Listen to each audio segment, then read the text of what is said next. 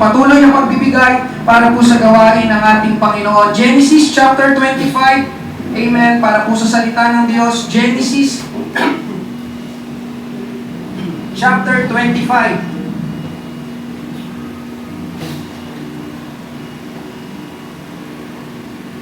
Praise God. Tulungan tayo ng ating Panginoon na ngayong gabi. Meron po isang kwento tungkol sa ancient Persian na ang pangalan ay Ali Hafed. Si Ali Hafed ay nagmamayari ng napakalaking bukirin na merong orchards, taniman, grain fields, butil, at gardens, mga hardin. Si Ali ay mayaman at kontentong tao. Hanggang sa may dumating na isang lalaki sa kanya, doon nagbago ang lahat. Isang araw ay may pumunta sa kanya na bisita at sinabihan siya tungkol sa mga diamante at kung gaano siya magiging kayaman kung nagmamayari siya ng minahan ng diamante. Nang gabing iyon, si Ali Hafed ay humiga sa kanyang kama na mahirap na lalaki. Mahirap dahil biglang hindi na siya kontento. Sa pagnanasa na magkaroon ng minahan ng diamante, binenta o ipinagbili niya ang kanyang bukid para hanapin ang mga bato ng diamante. Naglampay siya sa iba't ibang panig ng mundo, pero siya ay bigo, naghirap, wasak, at talunan na hindi niya kinaya, kaya siya ay nagpakamatay. Ngayon, lumipas ang mga araw, yung tao na bumili ng bukid ni Ali ay dinala ang kanyang kamelyo doon sa hardina para uminom. Habang umiinom ang kamelyo, yung nakasubsob ang uso nito sa tubig, yung tao ay nakakita ng isang islap ng liwanag mula sa mga buhangin ng tubig. Kinuha niya ang isang bato na sumasalamin sa lahat ng kulay ng bahaghari o rainbow. At nung araw na yon ay natuklasan ng lalaki ang minahan ng Golconda. Pag-i-research nyo lang po itong Golconda, ito po yung ancient place na unang lugar. Ang pinaka-kahangahangang minahan ng diamante sa buong kasaysayan ng mundo.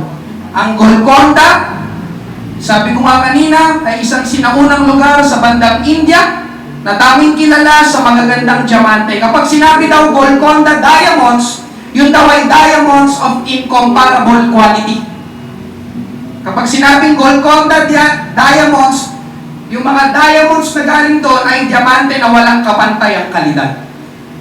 Kung si Ali Hafed lang sana ay naghukay sa kanyang bukid at hindi na binenta ang kanyang bukid, magkakaroon siya ng ektaryang diamante o ektarya ng minahan ng diamante at hindi na siya makakaranas ng nakakalunos na kamatayan. Dahil nasa kanyang bukid na pala ang mga hinahanap niyang kayamanan. Sayang. Merong nasayang. Meron siyang sinayang. Meron siyang ipinagbili na hindi niya dapat ipinagbili.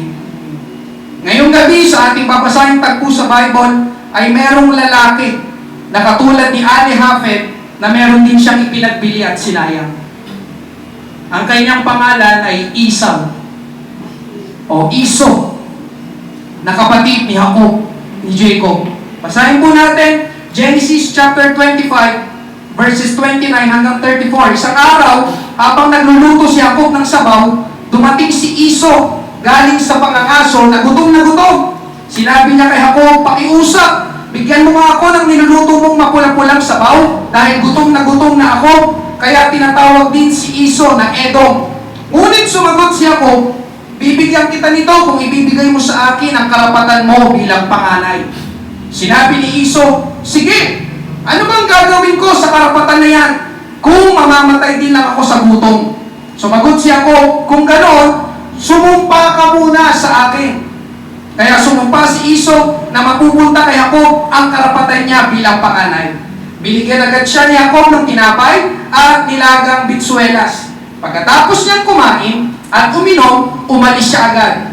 Dahil sa ginawang iyon ni Iso, binaliwala niya ang karapatan niya bilang panganay. Ipinagbili o binaliwala ni Iso ang kanyang karapatan bilang panganay. Sa English ay birthright.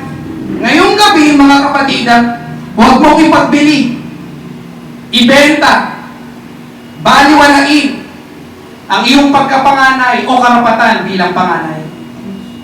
Mangaral po ako sa paksang ito, do not sell your birthright. Do not sell your birthright.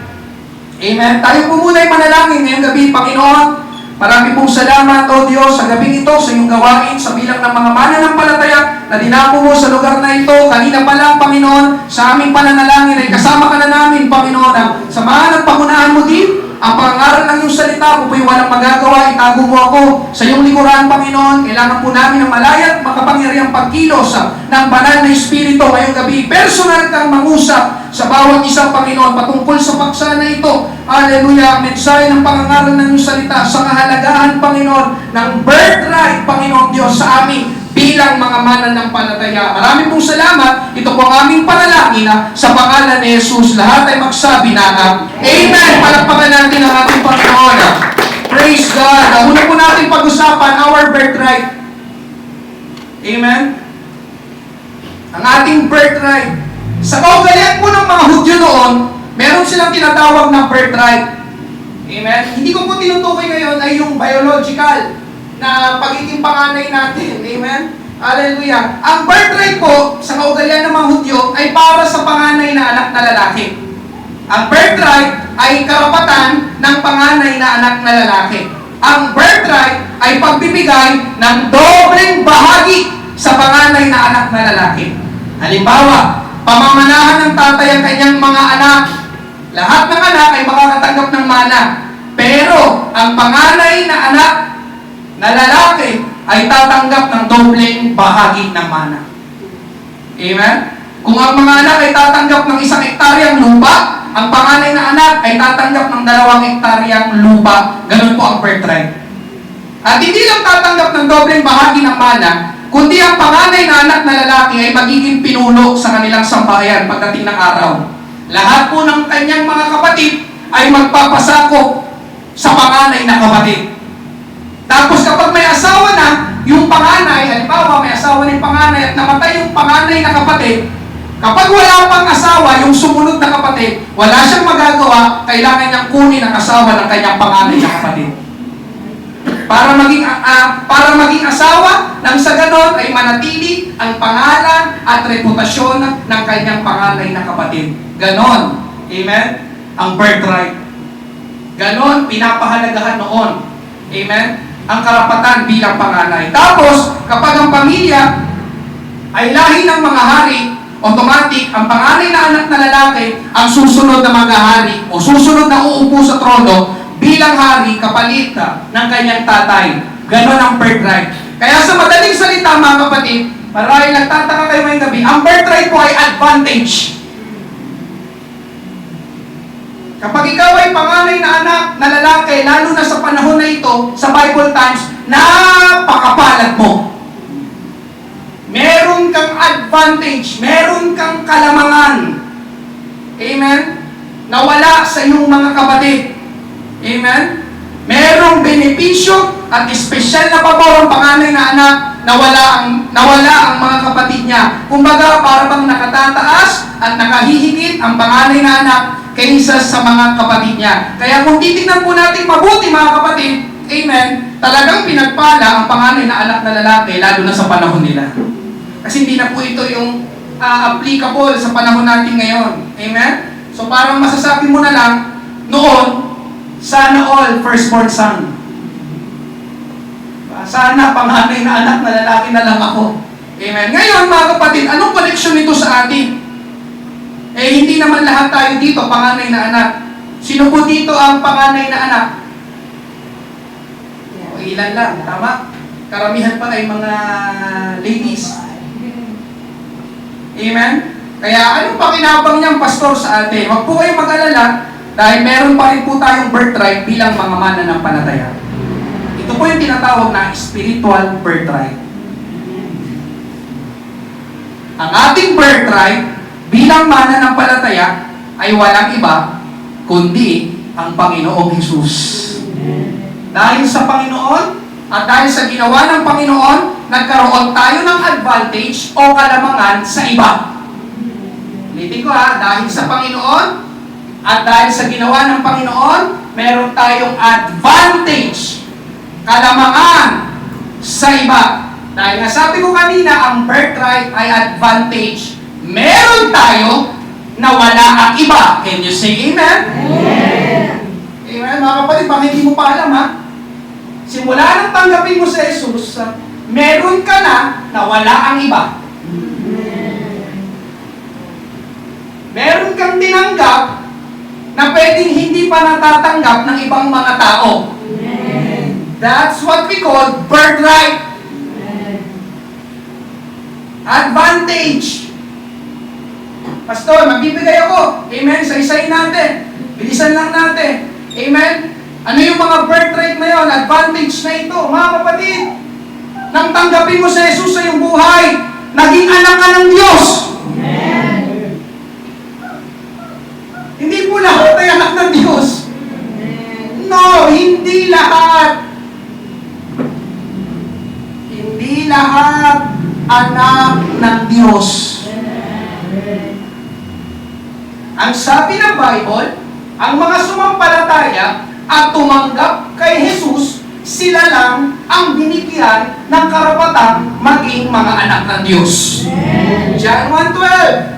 Gayunpaman, ang lahat ng tumanggap at sumampalataya sa Kanya ay binigyan niya ng karapatang maging anak ng Diyos. Ang tinutukoy dyan na Kanya, yan po ay si Jesus.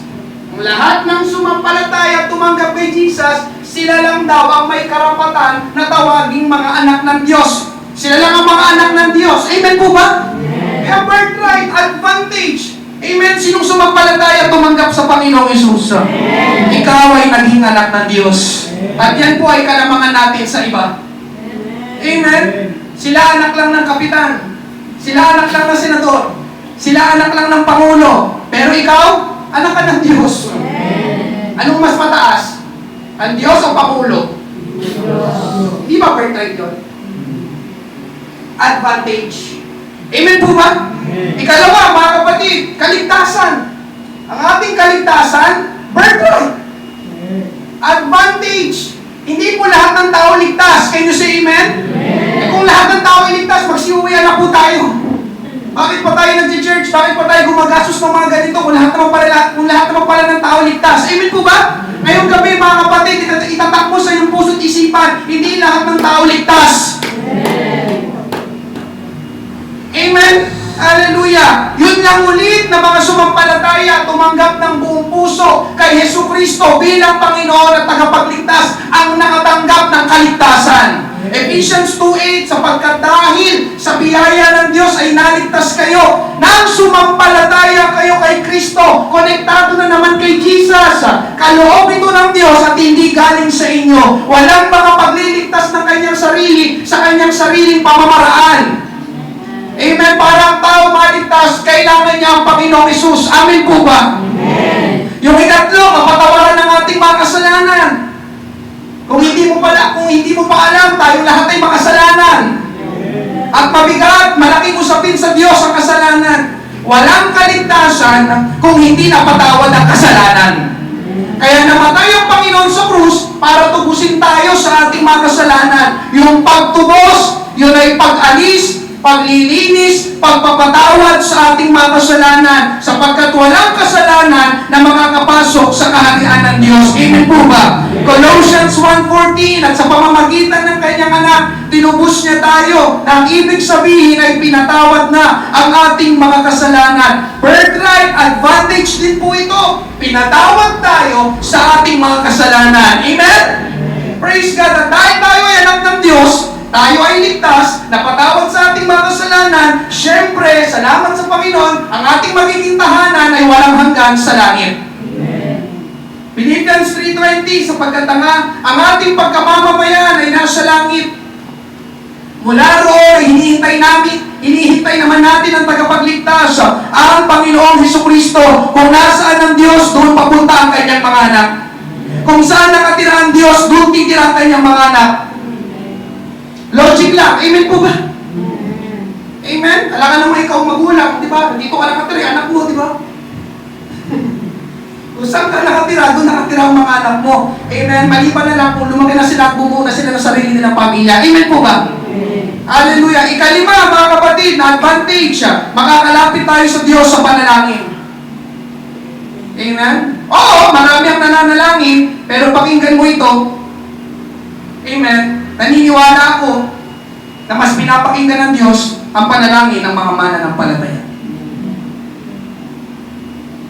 Panalangin ng mga may tunay na relasyon sa Kanya, panalangin ng mga anak niya. Matthew 7, 9, 11. Mayroon bang tao sa inyo na kung humingi ng tinapay sa kanya, ang kanyang anak ay bato ang ibibigay? O kung humingi siya ng isda, ay bibigay niya ito ng ahas? Kung kayo nga na masasama ay marunong magbigay ng mabubuting kaloob sa inyong mga anak, gaano pa kaya ang inyong Ama na nasa langit ang magbigay ng mabubuting bagay sa mga humihingi sa Kanya? Ang ginamit po dito ay anak na humihingi sa Ama. Pagpapakita ng relationship. Parent and child relationship. Father and son or daughter relationship.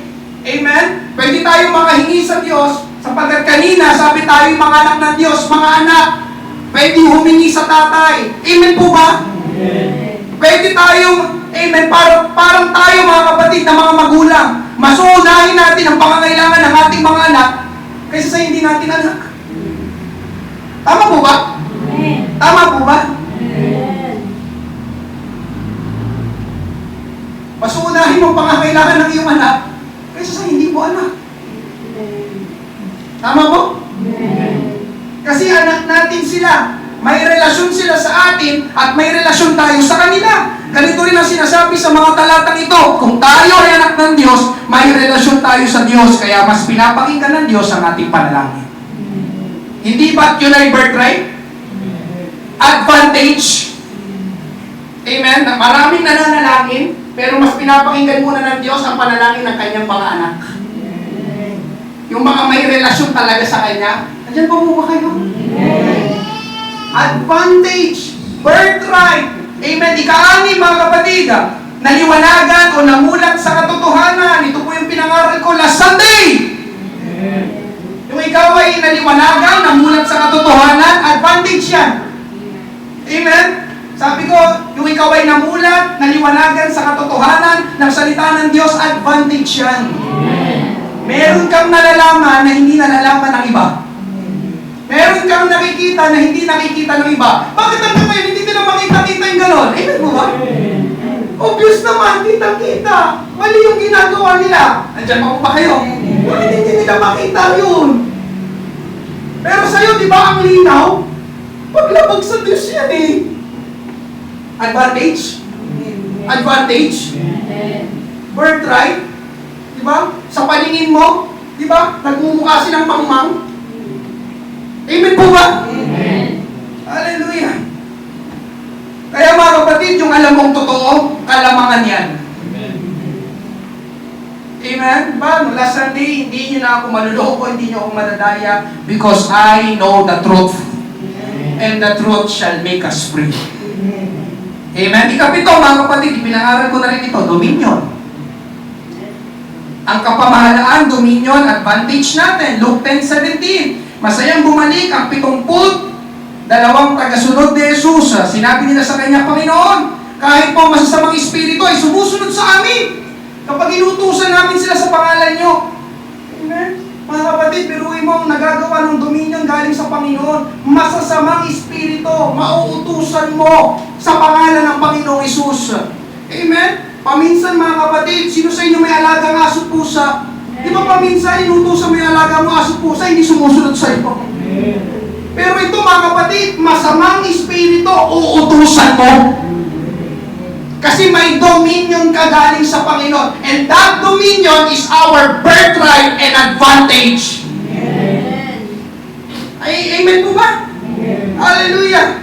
Thank you Lord. Ikawalo mga kapatid, protection. Alam niyo yung pag-iingat ng Diyos, pagpapalayan. Dahil tayo ay mga anak ng Diyos, iniingatan tayo ng Diyos. At isa sa paraan ng pag-iingat ng Diyos sa kanyang mga anak, pakinggan niyo ito ha. Isa sa paraan ng pag-iingat ng Diyos sa kanyang mga anak, nagpapadala siya ng mga anghel para ingatan ka. Amen. Psalm 91 verse 11. Sapagkat uutusan ng Diyos ang kanyang mga anghel na ingatan ka saan ka man magpunta. Wow! Amen. Hindi ba advantage to? Hindi ba birthright to? Saan ka magpunta, di ba may nagbabantay sa'yo? Amen. Na anghel ng Diyos. Amen. Kaya alam nyo mga kapatid, hindi totoo yung namatay nating kamag-anak tapos sasabihin niyo, di ba, paalam lolo, bantayan mo na lang kami. Diba? Patay na nga, pinagtrabaho mo pa. Diba? Kapatid, hindi yung totoo. Amen po ba? Ang Diyos ang magbabantay at mag-iingat sa atin. Mag-uutos pa siya ng anghel para sa'yo. Nakikita mo yung anak ko na yun?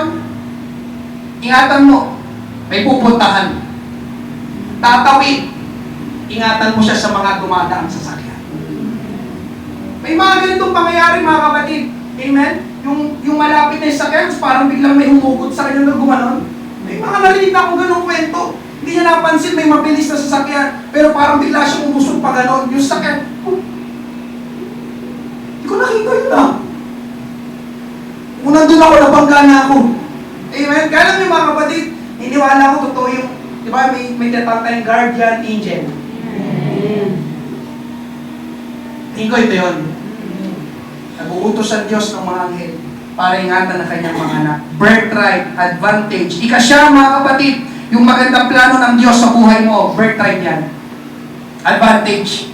Kapag ikaw ay may relasyon sa Panginoon, may magandang plano ang Panginoon sa'yo. May mabuting iniisip ang Panginoon sa'yo. May maayos na kinabukasan na hinahanda ang Panginoon sa'yo. At ngayong gabi mga kapatid, kung isa-isahin natin ito, napakarami, tatagal po tayo. Amen? Tulad na lang halimbawa, yung meron tayong church na nadadaluhan. Amen? Blessing ito, advantage. Nakakapakinig ng pangaral na salita ng Diyos, advantage. Nakakapaglingkod sa Panginoon. Amen? And many more. So lahat ng ito na nabanggit na advantage sa atin ay hindi po dahil sa atin kundi dahil sa Panginoong Jesus. Siya ang dahilan bakit tayo may birthright. Siya ang dahilan bakit tayo may kalamangan. Siya ang dahilan ng lahat ng mga pagpapala na nabanggit kanina. Ephesians 1:3, purihin natin ang Diyos at Ama ng ating Panginoong Jesucristo. Dahil sa pakikipag-isa natin kay Kristo, ibinigay niya sa atin ang lahat ng pagpapalang espiritual. Kabilang dun yung birthright mula sa langit. Amen po ba? Mga kapatid, simula nang tanggapin mo ang ating Panginoong Hesus, nakatanggap ka ng mga espiritual na pagpapala mula sa langit. Amen. That's birthright. That's advantage. Kaya ang birthright pagpapala, ang birthright kayamanan, ang birthright special favor. Hindi po lahat ay merong ganito.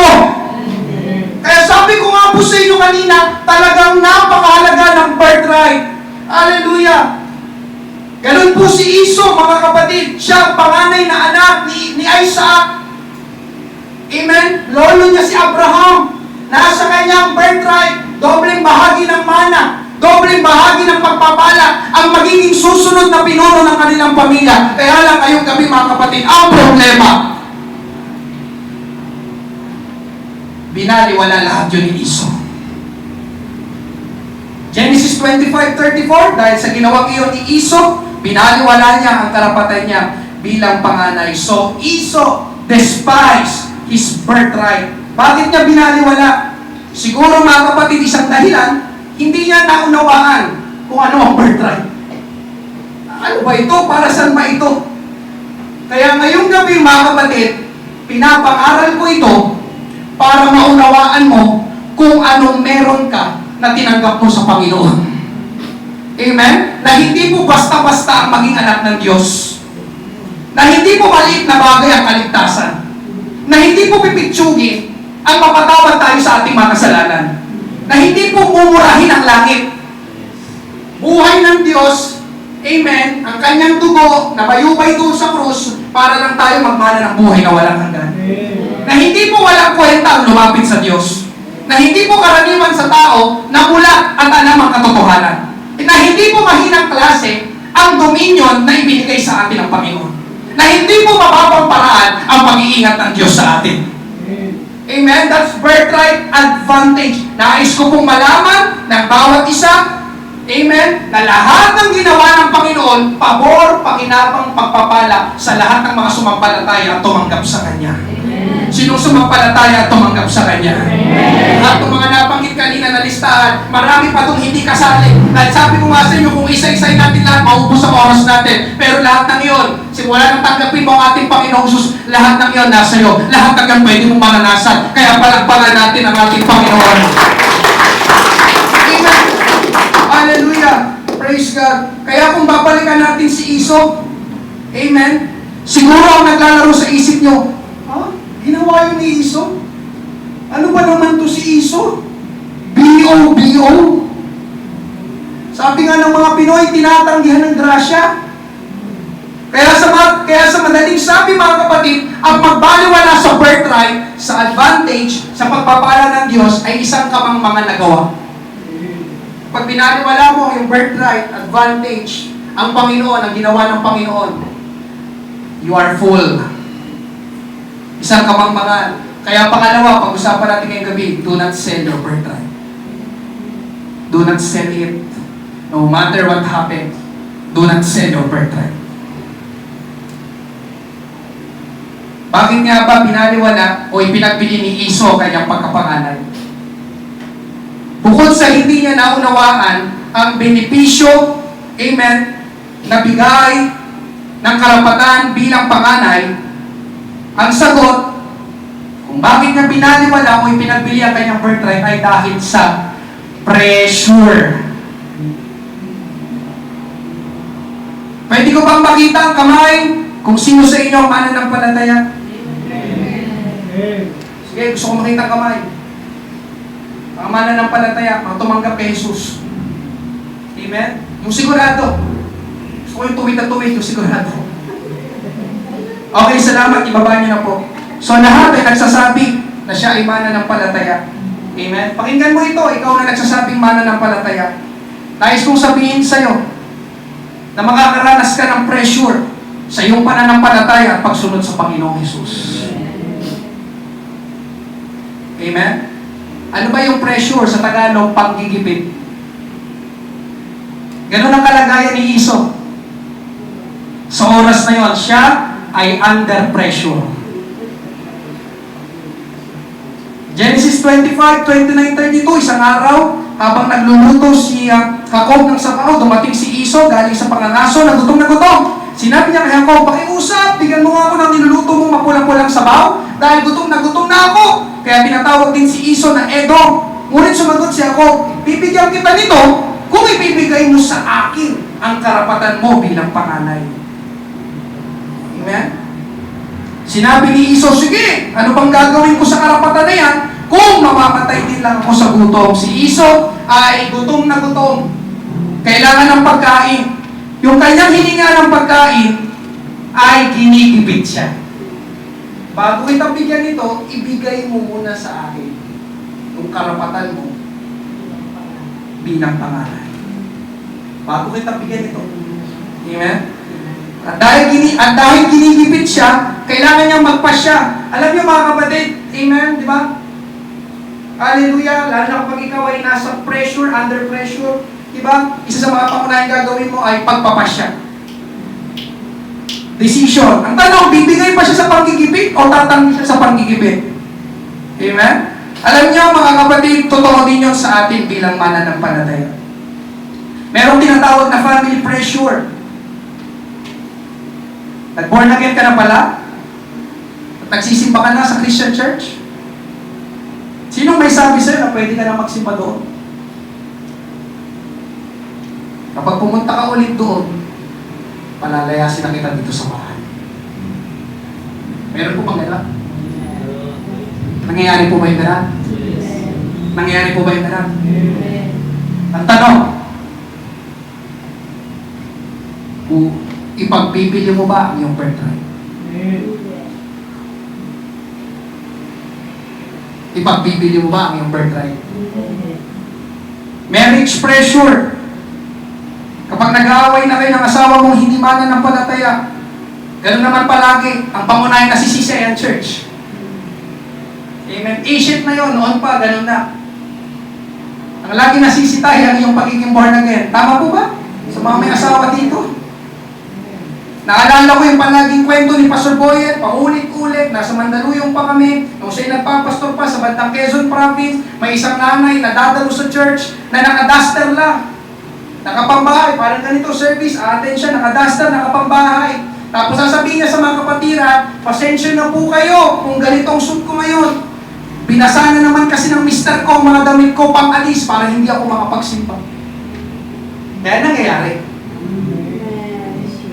Nandiyan pa po ba kayo? Panggigipit. Kung ikaw ang nasa kalagayan ng nanay na yon, bibigay ka ba? Oo nga. Huwag na nga magsimba para hindi na kami mag-away ng mister ko. Amen? Financial pressure. Ito. Dito, marami ang pressure. Lalo na sa mga may negosyo dito. Bumababa ang benta. Humihina ang tinda.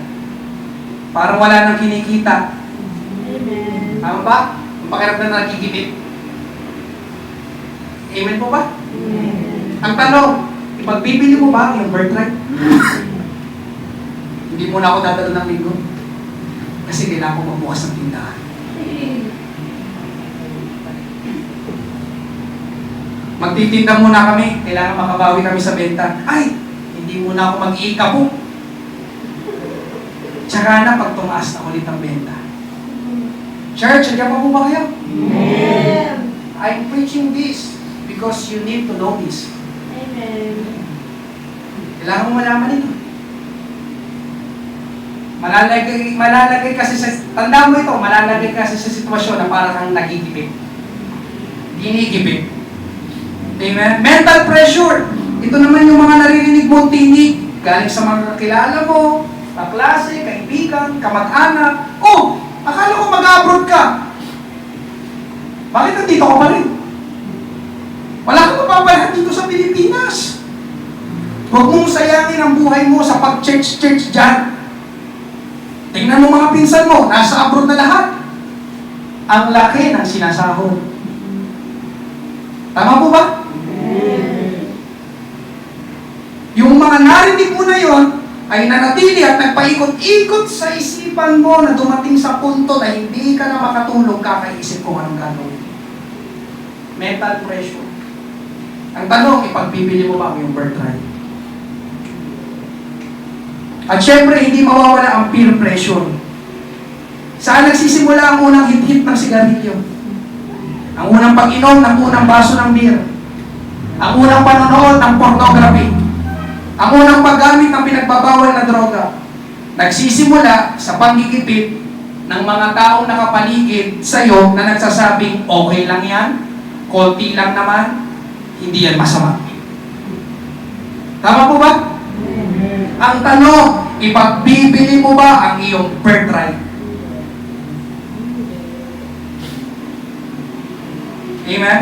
Alam niyo mga kapatid, ang kaaway, ang dyablo, gusto niya tayong gipitin palagi. Magaling siyang manggipit. Ang sabi ko, magaling siyang manggipit. Ang dyablo. Magaling siyang mandaya. Magaling siyang manukso. At gusto kong malaman mo, listen, na alam ng dyablo kung saan ka mahina. At madaling bibigay. At doon sa bahagi na yun, kung saan ka mahina at madaling bibigay, doon ka niya tutuksoin. Doon ka niya aatakihin. Doon ka niya bibigyan ng pressure. Amen? Bakit gusto ng dyablo na ginigipit tayo? Dahil sa oras ng kagipitan, gumagawa tayo ng pagpapasya. Kaya lang ang problema, sa maraming pagkakataon, kapag ang tao nagigipit, listen ha, kapag ang tao nagigipit, mas nakakagawa siya ng mga maling pagpapasya. When you are under pressure, karamihan, mas malaking percentage, mali ang nagagawa mo decision. Come on, church. Come on, church. Amen? May kasabihan nga tayong mga Pilipino. Kapag tayo ay nagigipit, sa patalian, kumakapit. Iba sabi, sa Bombay, kumakapit. Pero kung tatanungin ko kayo, yun ba ang tamang decision? Pero bakit yun ang tinatakbuhan ng tao? Dahil mahilig ang tao sa madalian. Mahilig ang tao sa madalian. Gaya ni Iso, gutom na ako! Gusto ko ng pagkain! Ngayon na! Right now! I want food! Amen? Nagmamadali siya. Gusto niya agad-agad. Pero itong tanda ninyo mga kapatid, nakalagay sa inyong harapan, immediate will lead to short-termism. Immediate will lead to short-termism. Sa Tagalog, ang madalian ay hahantong sa panandalian. Did you get it? Short-term relief, short-term satisfaction, short-term solution. Panandali ang ginhawa, panandali ang kasiyahan, panandali ang solusyon. Oo, nakaramdam ka ng ginhawa, nag-craving satisfied ka, napagbigyan agad ng gusto mo, pero ang consequences ng short-term relief ay mahahayag pa kalaunan. Eventually, di ba, mahilig ang nakakagawa tayo ng maling decision, nagigipit ka, sige na nga, parang matapos na to, tama ba? Ganun pa minsan, sige na, una, inumin ko na yan. Sige na, hits na ako. Ano ba? Pag nape-pressure ka na, di ba, oo, sige na, hindi na ako magsisimba. Minsan, pag may gusto ka naman, di ba? Di ba? Gusto mo ng madalian. Kaya natatandaan niyo mga kapatid ha, ang madalian ay hahantong sa panandalian. Short term. Halimbawa mga kapatid, ang hinalimbawa ko dito yung credit card. Amen? Hindi po masama ang credit card. Amen? Pero may mga tao kasi na hindi marunong gumamit ng credit card. Swipe dito, swipe doon. Mabilis mo na po ang mga gusto mo. Tama ba? Kung mabilis mo na po ang mga gusto mo, ang sarap ng pakiramdam mo pag uwi mo. Dami mong bitbit, di ba? Pero yung sarap ng pakiramdam na yon ay panandalian lang. Dahil kapag dumating na ang bill, ito ba bayaran ko? Ang laki naman! Saan ko kukunin ang pambayad nito? Pero namimili siya, gusto ko to. At doon na magsisimula ang bigat ng pressure. At dahil na-pressure, makakagawa na naman ng maling decision. Maungutang ulit para mabayaran ng credit card. Hanggang sa nagkapatong-patong na ang utang. Nakuha niyo po? Amen. At ito ang mahirap sa pressure, mga kapatid. O kapag tayo ay nape-pressure, the hardest thing about pressure is the wrong decision. It feels like the only decision that you can make. Pag ikaw'y nape-pressure, di ba? Yung maling decision na naisip mo, para sa iyo, sa palagay mo, sa tingin mo, yun na lang ang tanging decision na magagawa mo. Nape-pressure ka na? Oh, ito na, okay na to. Sige na, ito na. Pero mali. Hindi ka nag-aano nakakapag-isip pa ng maayos. Amen? Kaya may mga tao o mga mananampalataya na bumibigay sa pressure at nakakagawa ng maling decision. Ngayong gabi, mga kapatid, hallelujah, ano-ano ang mga pwedeng mangyari kapag binaliwala at ipinagbili natin ang birthright na meron tayo? Una, nawala kay Iso ang kanyang birthright. Lahat ng pagpapala na dapat para sa kanya ay napunta sa kanyang kapatid na si Jacob. Ayan. Alam niyo ba mga kapatid, ang pakilala ng Diyos sa kanyang sarili sa Bible ay nakakabit sa pangalan ng mga tatay. Patriarch. Amen. Exodus 3:15, sinabi pa ng Diyos kay Moises, sabihin mo ito sa mga Israelita, ang Panginoon, ang Diyos ng inyong mga ninuno na sina Abraham, Isaac, at ako, ang nagpadala sa akin sa inyo. Ito, ang aking pangalang magpakailanman na itatawag sa akin ng lahat ng mga salinlahi. Ito po yung tagpo na nagtatanong si Moses sa Diyos. Amen. Pinapapunta na siya, puntahan mo na yung aking bayan sa Egypt. Palalayain ko na sila at ikaw ang gagamitin ko. Ngayon, nagtanong si Moses, kapag tinanong ako ng mga Israelita kung anong pangalan mo, ano pong isasagot ko sa kanila? Ito ang sagot ng Diyos. Ang itatawag nila sa akin ay Diyos ni Abraham, Diyos ni Isaac, Diyos ni Jacob. Alam niyo mga kapatid, yung Jacob dyan, Iso dapat yan.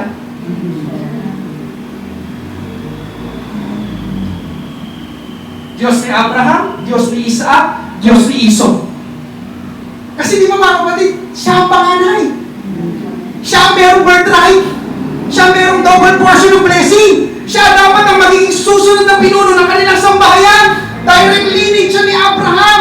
Amen. Direct grandchildren, grandson siya ni Abraham. Abraham, Isaac, Iso. Amen. Siya dapat yan. Ang pangalan niya nakakapit dyan sa pangalan ng Diyos. Amen. Kapag ipapakilala sa ng Diyos sa Bible, ako ay Diyos ni Abraham, Diyos ni Isaac, Diyos ni Iso.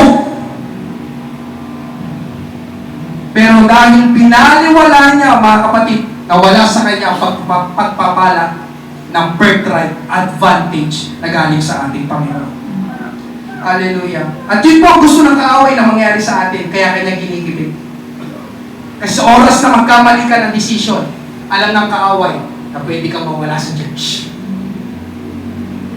Amen po ba? Amen. Kapag nahulog ito sa tukso, hindi na niya mararating ang plano ng Panginoon. Kapag ito bumigay sa panggigipit, masisira ang buhay nito, sabi ng kaaway. Kapag ito pinagbigyan ng sariling kagustuhan niya, titigil ito sa paglilingkod sa Panginoon. Church, nandiyan pa po ba kayo? Amen. Ipe-pressure ka ng kaaway. Sige, ma-pressure ka para mawala sa iyong birthright. Lahat ng pinanggit kayo sa first point, tatanggalin sa iyo, mawawala sa iyo. Diyan pa po ba kayo? Amen. Tanggal. Siya dapat yun. Lineage si Iso. Amen? Kumbaga sa stove, mga kapatid, stove, yung lutuan. Di ba may apoy? Amen? Nilalakasan pa minsan ng kaaway yung apoy. Dahil kapag mas malakas ang apoy, tataas ang pressure. Mas iinit. At kapag mas mainit, hindi komportable. At kapag hindi ka na komportable, bibigay ka na. Sige na nga! Para matapos na to! Minsan ang kailangan lang gawin ng kaaway, lakasan ang init ng apoy. Bibigay na yan. Andiyan pa mo ba kayo?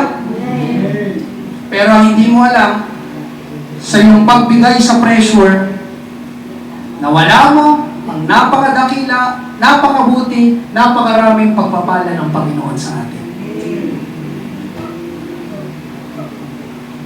Ikalawa, kapag ipinagbili mo yung birthright, magsisisi ka na lang sa huli, bakit mo pinagbili ang iyong pagkapanganay? Bakit mo iniwanan ng church?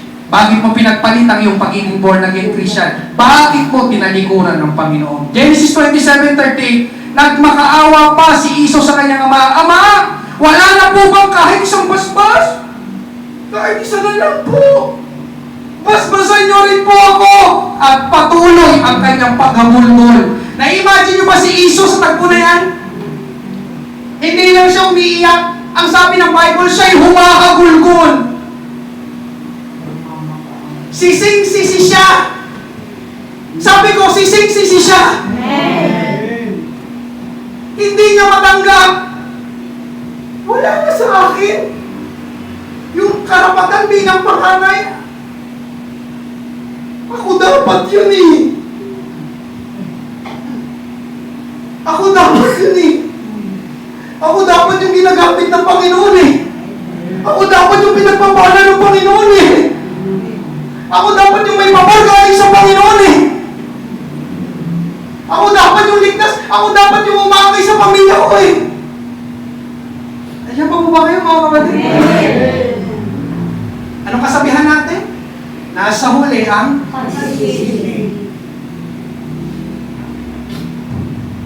Amen?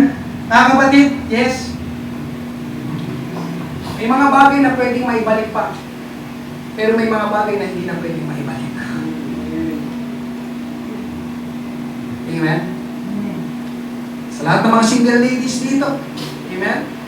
Your virginity is birthright. Your virginity is not for sale. Your virginity is not for all men. It is only for your husband to be. Amen. Pag nawala na yun, wala nang palitan. Diyan pa po ba kayo? Amen. Amen? Merong nangyari sa Amerika, 1986. Ito yung Space Shuttle Challenger. Ito po yung itsurang rocket na lilipad pataas. Sila ay naka-schedule na lumipad, pero sa araw ng kanilang schedule, nagbanta ang NASA engineers na ang malamig na panahon ay hindi magandang panahon para paliparin ng space shuttle. Gusto sanang i-delay, pero marami na kasing delay na nangyari. Nag-aabang ang marami. Amen? Kaya pinressure silang ituloy. Ituloy na ang paglipad. Pressure galing sa mga tao, pressure galing sa media, at meron pang political pressure. Kaya tinuloy nila ang pag-launch ng space shuttle kahit delikado. Amen? Pero 73 seconds lang ang lumipas pagtapos ng lift-off. Sumabog ang space shuttle at namatay lahat ng 7 astronauts na sakay-sakay nito. Merong pressure. Hindi, ituloy nyo na. Bawal. Ituloy nyo na. Nakaabang kami. Malamig yung panahon. Tuloy nyo na. 73 seconds lang. Simula na mag-lift-off. Boom! Yung mga buhay pa na yan, may babalik pa. Pressure. Amen? Ikatlo, mga kapatid, kapag ibinenta mong birthright, may pagpapalit mo ang mahal sa mura. Alam niyo mga kapatid, yung niluto daw ni Jacob na nilagang bitsuelas, sa ibang saging ay lentehas, pero sa English yun daw ay beans. Beans. Amen? Ano po ba ang halimbawa ng beans? Sabi ng ibang marangaral, yun daw ay parang munggo. So imagine, birthright para sa munggo. Sino po sa inyo hindi kayang bumili ng munggo? Ibigyan ko po kayo. Yes. Kung hindi nyo po kaya bumili ng munggo, bibig. Ang point ko mga kapatid, mahal ba ang munggo? Tama ba, mura lang? So yung mahal na meron si Iso yung birthright, ipinagpalit niya sa mura. Munggo, para sa kanyang karapatan bilang panganay, double portion of inheritance, double portion of blessings, susundan dito na sa bayan, ipinagpalit niya sa isang mangkok ng munggo. Yan pa po ba kayo? Amen, mga kapatid. Di ba? Kapag nagkamali ka ng iyong pagpapasya, pwede mo may pagpalit ang mahal sa mura. Amen? May mga mananampalataya na pinagpapalit ang calling ng Panginoon sa trabaho o pag-aaral. May mga mananampalataya na pinagpapalit ang plano ng Panginoon sa babae o sa lalaki. Amen? May mga mananampalataya na pinagpapalit ang paglilingkod sa pagbabarkada. Pinagpapalit ang mahal sa mura. Amen? Ika-apat mga kapatid, ito ang matindi. Tingin po lahat kayo sa akin. Tingin po lahat kayo sa akin. Magagalit ang Diyos kapag binaliwala, tinapon, binenta, ipinagbili mo ang iyong birthright. Alam mo, diretsang sinabi talaga ng Diyos, Romans 9:13, gaya ka ng sinabi ng Diyos sa kasulatan, minahal ko si Jacob, ngunit si Iso ay kinabuotan ko. Minahal ko si Jacob, ngunit si Iso ay kinabuotan ko. Nagalit ang Diyos kay Iso. Ngayon ang tanong ko, mga kapatid, meron pa bang mas nakakatakot sa Diyos na galit? Alam niyo, para sa akin, yun ang pinaka nakakatakot na mangyari. Mas nakakatakot pa yun sa bill ng Meralco. Amen po ba? Hindi na baling magalit ang lahat sa akin. Huwag lang ang Diyos ang magalit sa akin. Totoo yun. I mean it. Di na baling magalit kayo sa akin? Pastor, grabe yung pangangaran mo na naman ha. Pero alam niyo mga kapatid, hindi na baling magalit kayo sa akin. Huwag lang ang Diyos magalit sa akin. Amen po ba? Kasi kapag nagalit kayo sa akin, pwede kong takbuhan ng Diyos eh. Pero kapag ang Diyos nagalit sa akin, kanino ako tatakbo? Pare-pares naman natin hindi kaya ang Diyos. Kahit na siguro ang Diablo eh. Huwag ako. Bahala ka dyan. Amen po ba?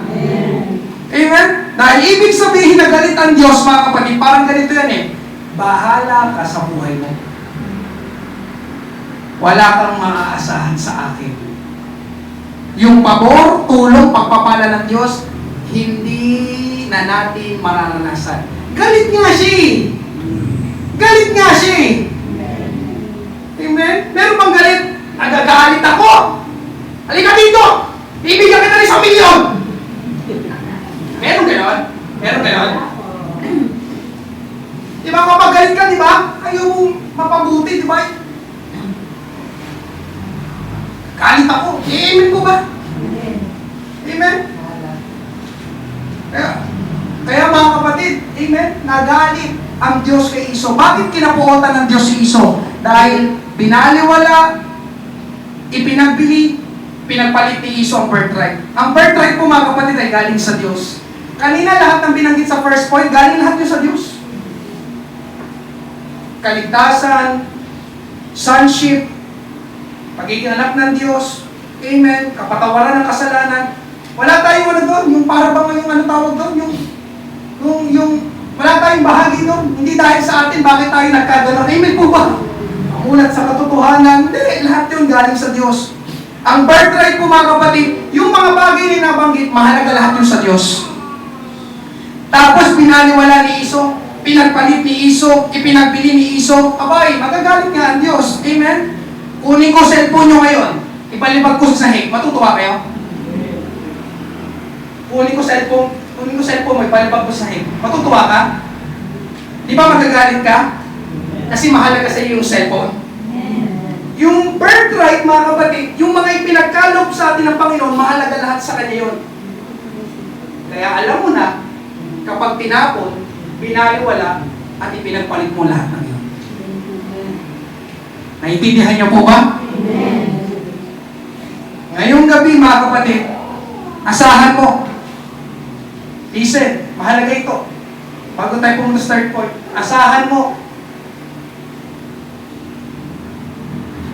Kapag tumalikod ka sa Panginoon, kapag iniwanan mo ang ministry, kapag inalisan mo ang church, kapag pinabayaan mo ang iyong kaligtasan, kapag pinagpalit mo ang plano ng Panginoon, kapag binaliwala mo ang relasyon mo sa Panginoon, magagalit ang Panginoon sa iyo. Hindi ito pagbabanta. I love Jacob. I hate Esau. Because he despised the things that were really valued to me, sabi ng Diyos.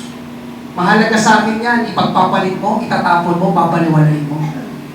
Diyan pa po ba kayo? Amen. Kaya alam niyo mga kapatid, pakinggan niyo ito. Kapag tinapon mo ang iyong birthright, lahat ng mga pagpapalang yon, parang tinapon mo na rin ng Diyos. Sa Kanya galing yun eh. Sa Kanya galing yun eh. Amen. Amen? Tandaan niyo po ito, Romans 9:13. Amen? Valuing our birthright, third point. Kapag puro sarili mo na lang ang iniisip mo, kapag puro laman mo na lang ang pinagbibigyan mo, delikado ka. Ganon si Esau. Puro sarili kapakanan ang iniisip. Pinapangibabawan na lang siya ng laman, flesh. Sabi ni Esau, Genesis 25:32, sinabi ni Esau, sige, ano bang gagawin ko sa karapatan na yan? Tingnan niyo, wala talagang pagpapahalaga, no? Ano bang gagawin ko sa karapatan na yan kung mamamatay din ako sa gutom? Mas mahalaga pa sa kanyang kalam ng kanyang sikmura kaysa sa kanyang birthright. Mas mahalaga pa sa kanyang tiyan kaysa sa kanyang destiny. May destiny siya sa Panginoon. Amen? Alam niyo yung totoo ngayong gabi, mga kapatid? Hallelujah! Ang totoo, hindi naman siya mamamatay! OA lang si Esau! Exaggerated lang siya! Hindi nakakain ng 1,000, mamamatay ka agad!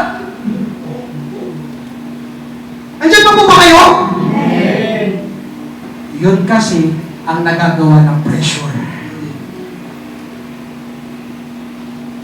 Diba? Kapag ikaw ay nape-pressure, yung problema, yung small p ng problema nagiging capital P. At yung Diyos, yung capital D ng Diyos nagiging small d.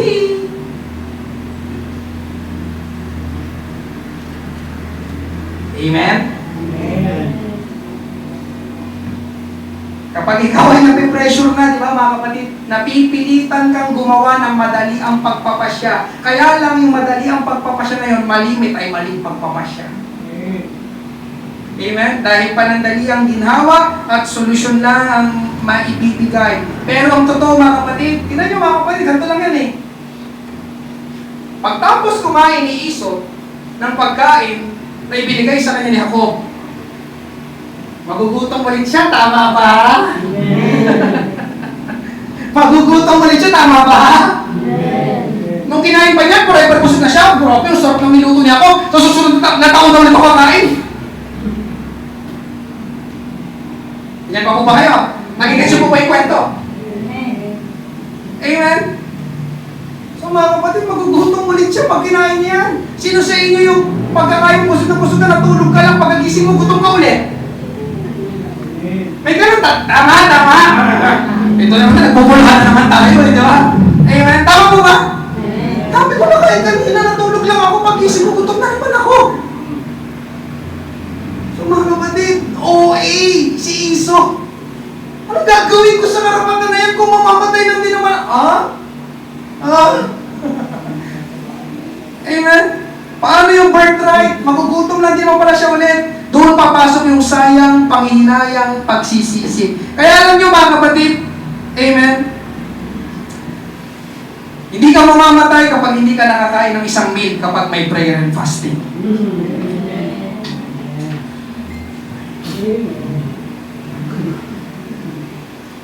Hindi ka mamamatay kapag pinagalitan ka ng magulang mo na dumadalo ka dito sa church at naglilingkod sa Panginoon. Hindi ka mamamatay kapag hindi kayo nagbukas ng tindahan ng linggo.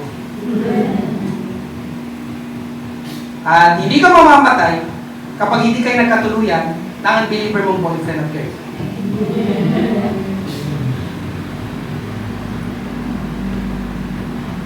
Pastor, ikaw pamatay ko pa rin.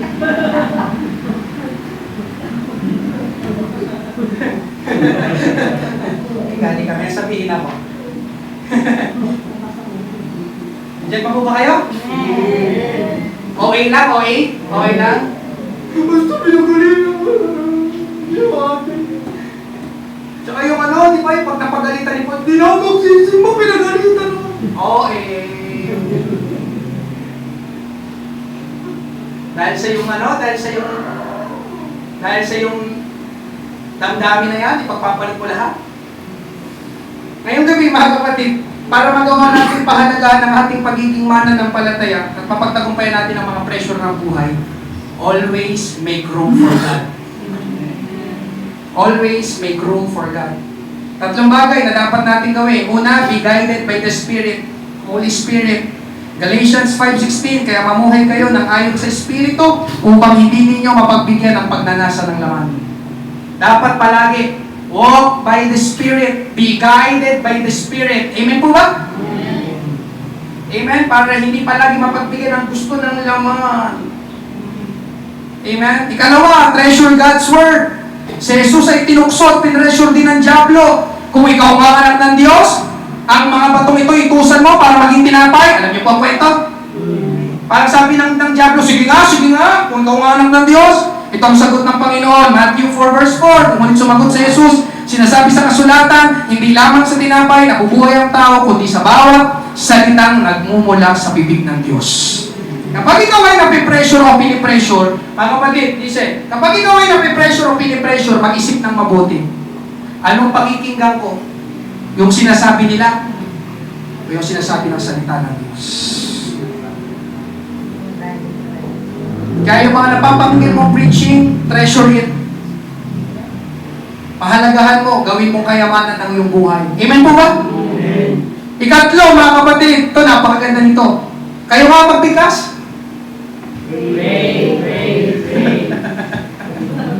Pwede ba sabay-sabay? 1, 2, 3. May isa pang tagpo na pressure ng Panginoon. Saan yun? Sa Garden of Gethsemane naman. Ito yung tagpo bago siya ipangako sa krus. Tama po ba? Dito talaga pressure ng Panginoon. Paano mo nasabi, Pastor? Kasi yung kanyang pawis naging parang patak na ng dugo. Naglalaban na sa kanyang, di ba? Sa kanyang puso't isipan, itutuloy ko ba talaga ito? Di ba? Alam niyang mahirap, alam niyang masasaktan siya, alam niyang mamamatay siya. Alam niyo mga kapatid, di ba? Pwede na-imagine ko, habang nananalangin ng Panginoong Hesus sa Garden of Gethsemane, pumasok ang Diablo sa eksena, tapos binulungan sa kanyang tenga, at ang sabi ng Diablo, baka may iba pang paraan. Baka may iba pang paraan. Huwag mo na ituloy. Masasaktan ka. Papako ka sa krus. Amen po ba? Pero dahil laging nananalangin ng Panginoon, alam niyo ba si Jesus laging nananalangin? Pinasa niyo ang Bible? Si Jesus na yun, ha? Gusto mo lang palalahanan ka, hindi ka si Jesus.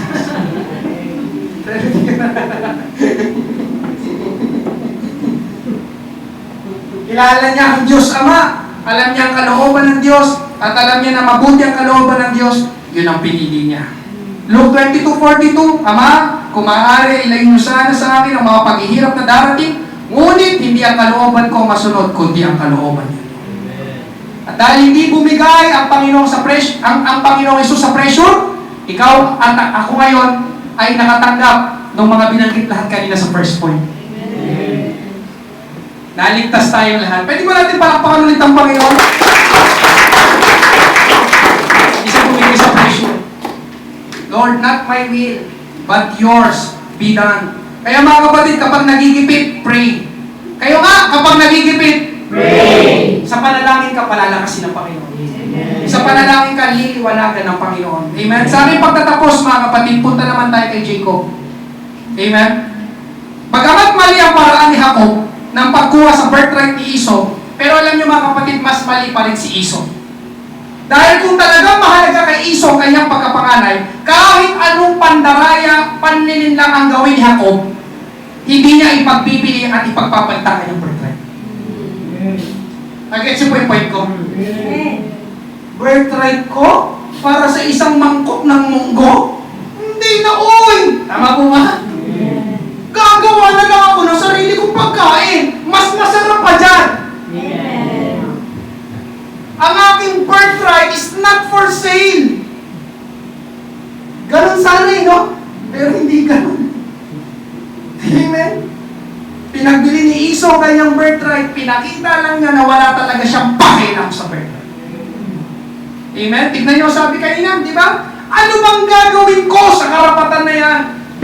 Amen? Sana wala pang lumabas na ganito sa bibig natin. Ano bang mapapala ko sa pagiging born again? Ano bang mapapala ko sa paglilingkod sa Panginoon?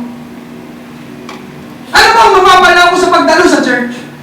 Ano bang mapapala ko sa pakikinig ng pangangaral na salita ng Diyos? Kaya mas mali si Esau kaysa kay Jacob. Hindi niya pinahalagahan ang pagpapala ng pagkapanganay. Ang pagpapala na galing sa Diyos. Kaya sabi ng Bible, mga kapatid, huwag tularan si Esau. Nagbigay ng warning ang Panginoon, huwag tularan si Esau. Hebrews 12:16, ingatan din ninyo na walang sino man sa inyo ang gagawa ng sexual na immoralidad o mamumuhay ng gaya ni Esau. Binanggit talaga yung pangalan niya. Diba? Nag-name drop ang Panginoon na hindi pinahalagahan ang mga espiritual na bagay dahil ipinagpalit niya ang karapatan niya bilang panganay sa isang kainan. Amen? Pakinggan ninyo ito mga kapatid. Ito pala yung sinabi ko kanina. Sa oras na binaliwala natin ang mga bagay ng Diyos, mga spiritual na bagay, birthright, parang binaliwala na rin natin ang Diyos. Amen? Para bang sinasabi ng Diyos, ganun mo lang pinagbili? Yung bigay ko sa'yo? Sino sa inyo naregaluhan? Tapos tinapon mo. Tapos nalaman nung nagregalo sa'yo, tinapon mo. Sa tingin mo, naregalo ka pa nun? Andiyan pa po ba kayo?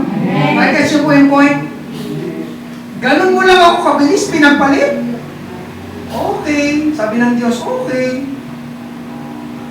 Kaya ganun na lang ang galit ng Diyos kay Esau. Pero si Jacob, mga kapatid, napakahalaga sa kanya ng birthright. Kaya talagang ninasa niya na mapunta sa kanya ang karapatan bilang panganay. Gagawin niya ang lahat. Amen? Hallelujah. Para siya magkaroon ng pabor at pagpapala ng Diyos. Amen? May isa pang tagpo, mga kapatid. Amen? Si Jacob, yung nakipagbuno siya sa tao, pero yung tao na yun ay ang Diyos talaga. Nakipagbuno siya na ipangarap ko na ito. Di ba, sabi nung tao, bitawan mo na ako! Sabi ni Jacob, hindi kita bibitawan hanggat hindi mo ako pinagpapala. Tinanong siya ng tao, anong pangalan mo? Alala niyo po ba yan? Amen? Sabi ni Jacob, Jacob! Amen? At sinabi ng tao, simula ngayon, hindi na Jacob ang magiging pangalan mo. Tatawagin ka ng Israel. From Jacob, na deceiver, ang ibig sabihin ng pangalan Jacob, mandarambong, mandaraya, amen, mandurugas, manloloko, pinalitan ng Diyos, papunta sa Israel, Prince of God. Prinsipe ng Diyos. Kaya alam niyo mga kapatid, yung Israel ngayon, that's Jacob! Until now, buhay ang lahi ni Jacob. Pero si Esau, wala na. Kung hindi ko nga siguro ipapangaral si Esau, baka iba sa inyo, sino yan? Ang alam ko lang may Esau.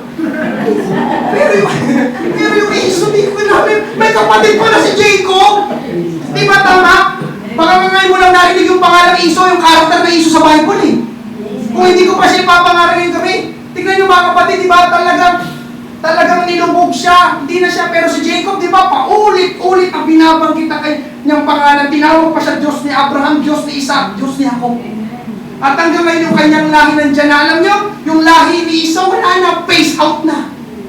Ganon kapag binaliwala mo ang birthright, pati yung iyong magiging salin-lahi generation, madadamay, maapektuhan sa iyong maling pagpapasya na gagawin. Kaya ngayong gabi mga kapatid, do not sell your birthright.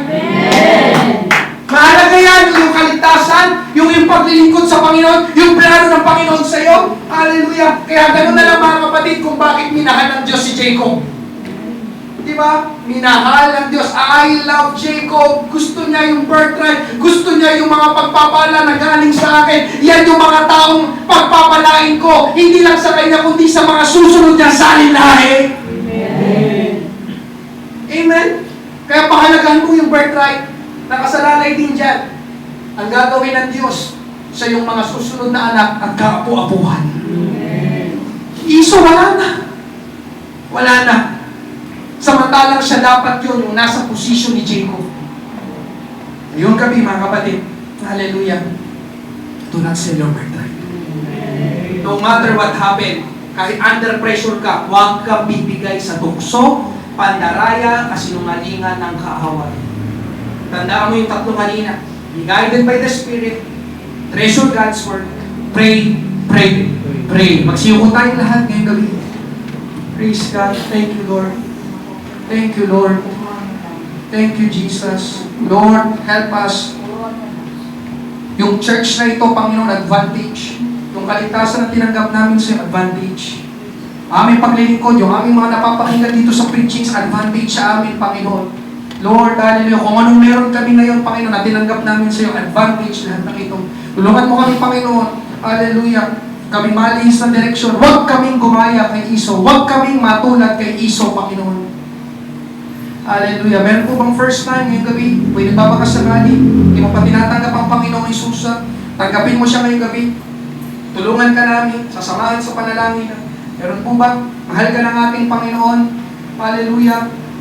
Katulad ng napakinggan mo, kanina sa first point, our birthright, lahat ng iyon ay iyong mararanasan at matatanggapan kung tatanggapin mo ang Panginoong Jesus sa iyong buhay.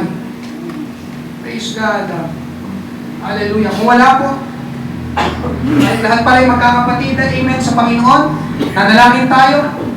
Di ko alam kung nasaan ang bahagi ka, amen, ang iyong buhay ngayong gabi, pero ano man ang nangyayari sa iyo, huwag kang bibigay sa pressure. Huwag mong ipagbibili ang iyong karapatan bilang panganay. Yung tinanggap mo sa Panginoon, huwag mong itapon, huwag mong ibaliwala, huwag mong ipagpalit. Napakahalaga niya. Sa Diyos galing yan.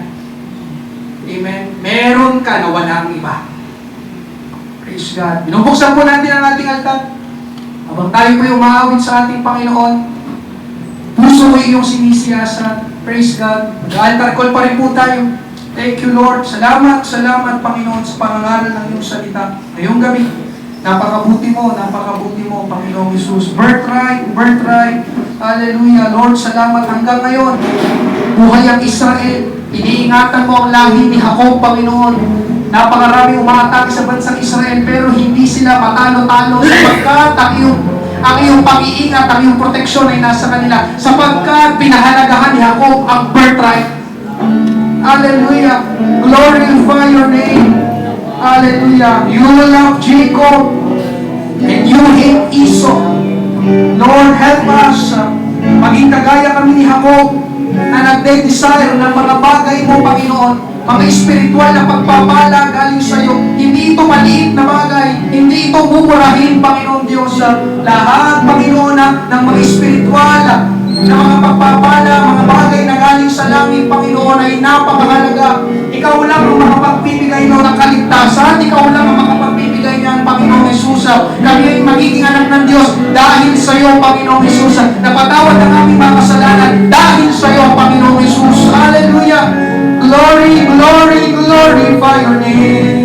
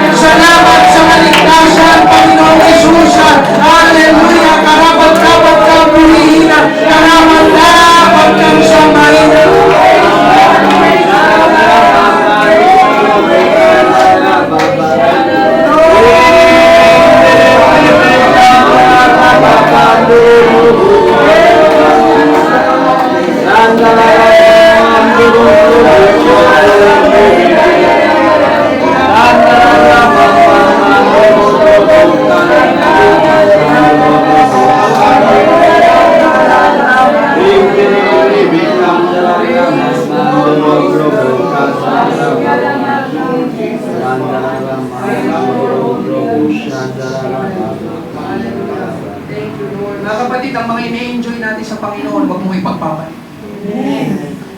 Huwag natin ipagpili. Kayamanan yan, pagpapala yan, pabor yan galing sa ating Panginoon. Do not sell your birthright. Amen. Hallelujah. Brother Joseph, pray tayo. Closing prayer.